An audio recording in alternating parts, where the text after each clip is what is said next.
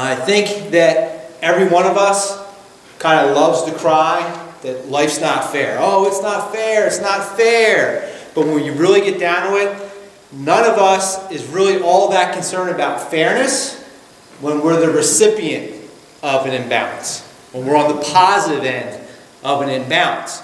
And in fact, if you are to measure out fairness and you compare yourself to everyone else in this world who's alive right now, when you compare yourself to everyone who's ever lived from the beginning of time, we all have to honestly say we are definitely some of the most blessed people who have ever lived.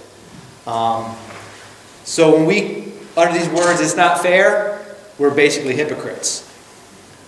Because if you put it all on the scale, and we're comparing ourselves not just to that one or two guys who seems like they're luckier than us, we're clearly the beneficiaries of any kind of imbalance.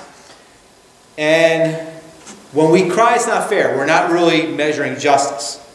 I think we're simply stating we aren't happy with our particular circumstances. We're not happy that someone else might be getting more than us.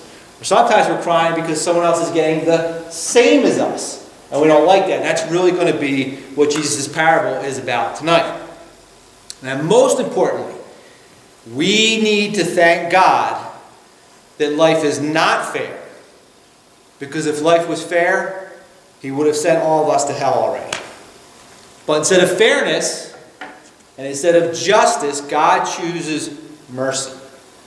And He did the most unfair thing that has ever happened in the history of man.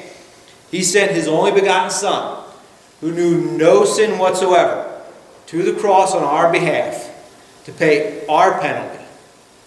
A penalty He didn't deserve, so that we could be forgiven of our many, many sins and exempted from the penalty which we do deserve.